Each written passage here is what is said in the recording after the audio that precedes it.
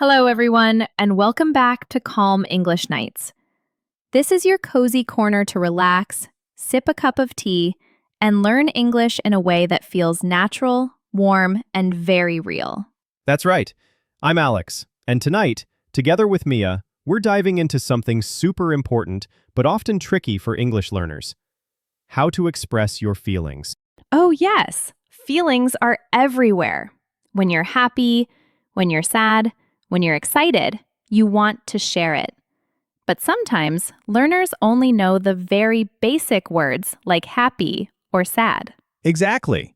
And if you only say I'm happy all the time, it doesn't really capture the real depth of your emotions, right? It can sound flat. So tonight, we'll explore many ways to express emotions in English. From simple phrases to richer expressions, synonyms, even cultural notes on how British English and American English can differ.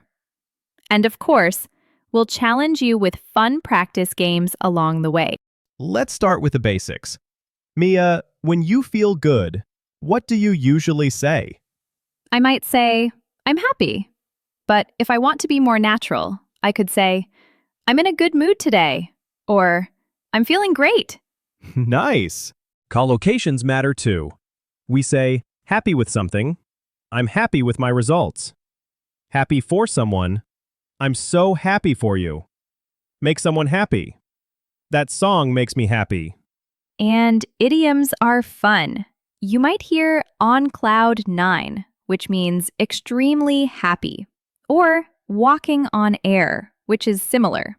So poetic, right? Imagine this. I just got a job offer. I say, I'm absolutely thrilled. I feel like I'm on cloud nine. Oh, wow, that sounds amazing. Congratulations. I'd probably say, that makes me so happy for you. And in American English, people often say, I'm pumped, or I'm stoked. That means very excited, very happy. Yes. In British English, people might say, I'm chuffed. That means pleased or happy, but it's very British. Exactly. Don't just stay with the basics. Push yourself to explore synonyms. So here's the tip. Instead of always saying happy, try mixing it with thrilled, over the moon, delighted, ecstatic. Each word shows a different level of happiness. All right, listeners, here's your first challenge. We'll give you a simple sentence, and your job is to upgrade it with a stronger feeling. I'm happy. Can you say, I'm thrilled, or I'm over the moon? Synonym swap. I'll say a basic sentence. I'm happy with my meal. Your task is to swap happy with another word. For example, I'm satisfied with my meal, or I'm pleased with my meal. All right, now let's shift gears a little. Not every day is sunny and bright, right? Sometimes we feel a bit down. That's part of being human. Let's talk about how to express sadness in English. Gently, but clearly. Yeah, and this is an important one. Many learners only know sad, but English has so many subtle ways to describe that feeling, from a little disappointed to deeply heartbroken. Let's start with the basics. Sad means unhappy, feeling low, or not pleased.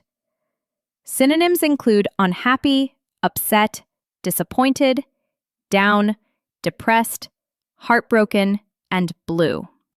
Right. These words have different intensity levels. For example, a bit down, mildly sad. Disappointed, sad because something didn't go as expected. Heartbroken, deeply sad, often because of love or loss. Blue, a poetic or idiomatic way to say sad, as in feeling blue. Exactly. And sometimes sadness is temporary, like when you miss your friend, while depressed is more serious and long-term. So it's important to choose the right word for the situation. Imagine this. Your friend cancels your coffee plans at the last minute.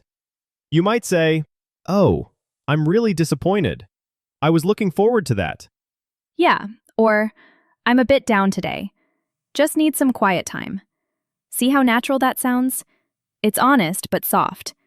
Or if something really hurts, like a breakup, you can say, I'm heartbroken, or it really broke my heart. These are emotional but very human expressions. Here's a simple tip. Use imagery. Imagine your emotion as a color. Happy equals bright yellow. Sad equals soft blue. That's where the idiom feeling blue comes from. When you remember color associations, words connect more naturally in your mind. And practice using I feel plus adjective instead of just I am sad. For example, I feel down today. I feel a bit disappointed. It's a softer, more flexible way to talk about your emotions. Let's do our first challenge, emotion transformation. I'll say a situation, and you describe how you'd feel using a new word each time. Ready? 1. You missed the bus. I'm upset. 2. Your favorite cafe closed. I'm disappointed. 3. Your best friend moved abroad. I'm heartbroken. Nice. Now let's try a tone and intonation challenge. Repeat this sentence 3 times with different emotional depth. I'm sad. I'm really sad. I'm heartbroken. Hear how your voice slows down and softens as the emotion deepens. And finally, a synonym swap quiz. What's another word for sad that means slightly unhappy? That's right, down. And one that means extremely sad? Yes, heartbroken. Perfect. Great emotional vocabulary practice. Now let's move to a different emotion, anger. Alex, how do you usually express it? If I'm a little annoyed, I might say I'm irritated. If it's stronger, I'm furious or I'm fuming. Yes, and in British English, you sometimes hear I'm cross. That's a softer way to say annoyed. And in American English, people say I'm ticked off, which means angry. And another point, mad is the most common. I'm so mad right now. But note, in British English, mad can also mean crazy. So context matters a lot. Exactly. Don't tell a British person you're mad unless you mean they're acting silly, not angry. But here's a cultural note. In English-speaking cultures, especially in polite situations, people often soften anger.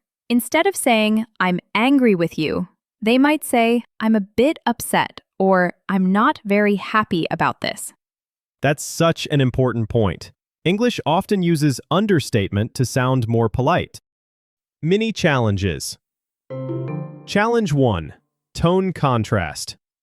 Say, I'm angry. Then say, I'm a bit annoyed. Notice how tone and emotion intensity shift. Challenge 2. Rephrase politely. Change, you made me angry, to something softer, like, I'm upset about what happened. Challenge 3. Synonym speed test.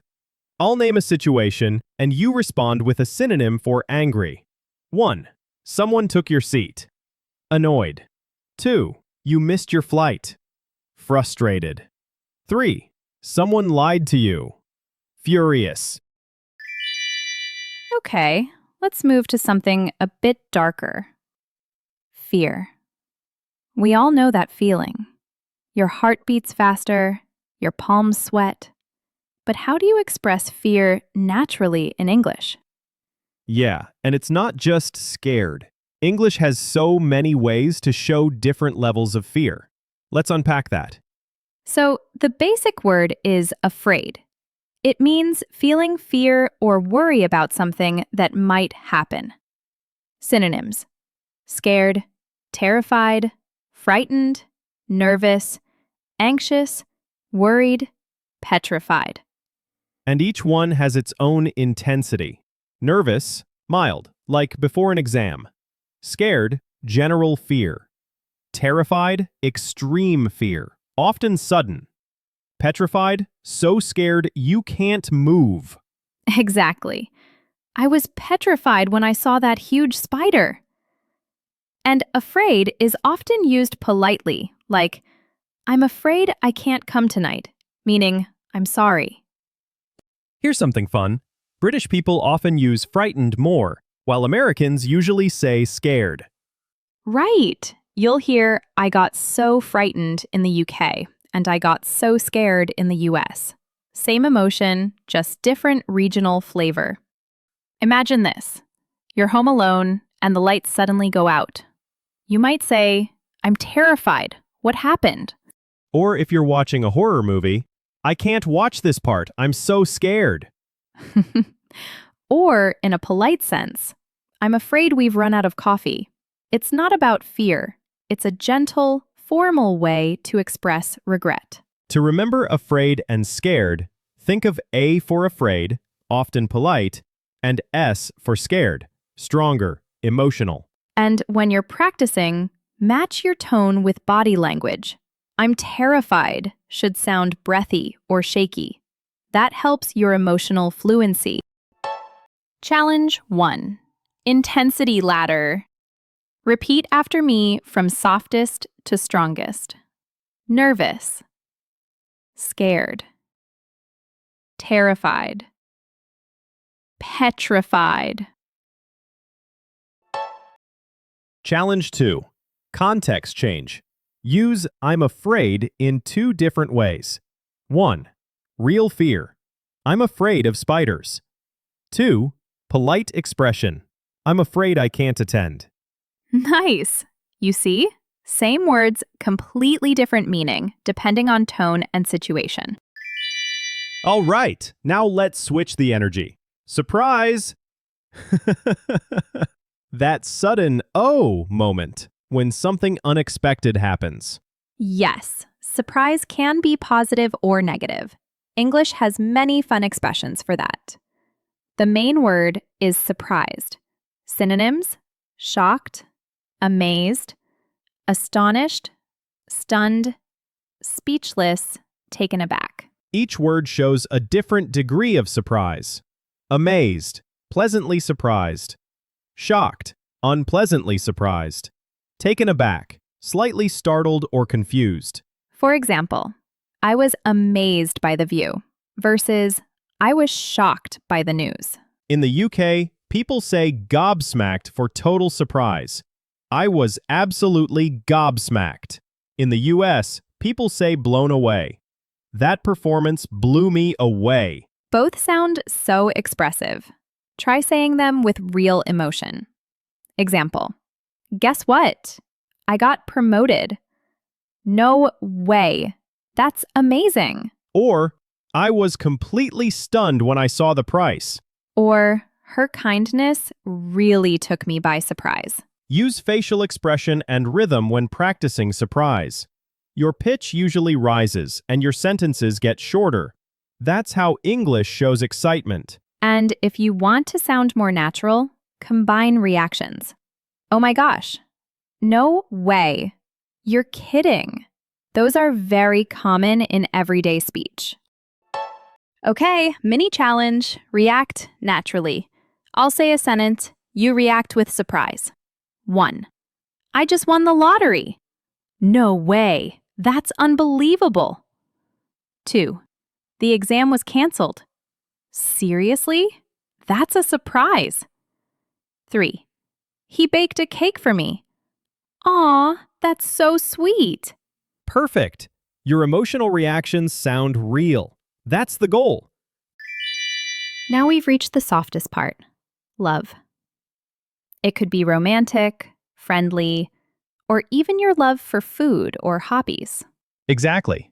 English uses love in so many ways, from deep affection to everyday enthusiasm. Love means strong affection or care for someone or something. Related words: adore, care about, cherish, fond of, attached to, into. And don't forget, into is casual. I'm really into jazz equals I really like jazz. But adore is stronger. I absolutely adore my grandmother. Also, fond of is gentle. She's fond of animals. Brits often say fancy to mean like. I fancy a cup of tea, or I fancy him. Americans usually say like or have a crush on. Right, so don't be surprised if a British friend says, I fancy you. It's not about tea this time. Example, I love spending time with my family. I adore sunny mornings. I'm really into photography these days. And sometimes we express love indirectly. That means a lot to me. Or, you're so kind. Try describing what you love beyond people. It helps expand your emotional vocabulary. Say, I love the smell of coffee. Or, I adore reading before bed. Yes, emotional words connect you to everyday life. They make your English real and human. Let's play love swap.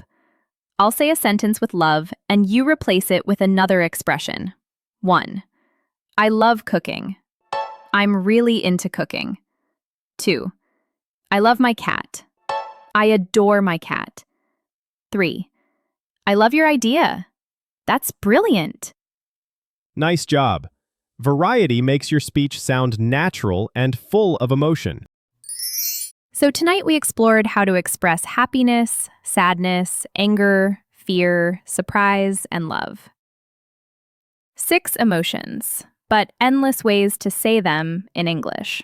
Exactly. The key takeaway? Don't just learn words, feel them. Use tone, rhythm, and emotion.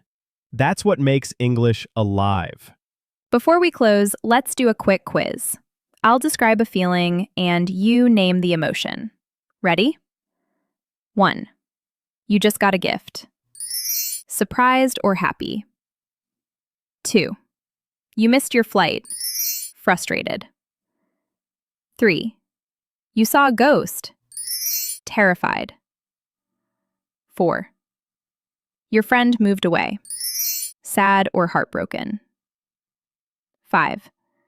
You saw your crush. Nervous or in love. Perfect. You're officially emotionally fluent. So next time you feel something, don't just say, I'm fine. Say how you really feel in English. That's how you build real connection through language. Thanks for joining us on Calm English Nights. Sleep well, speak naturally, and feel deeply in English. Good night.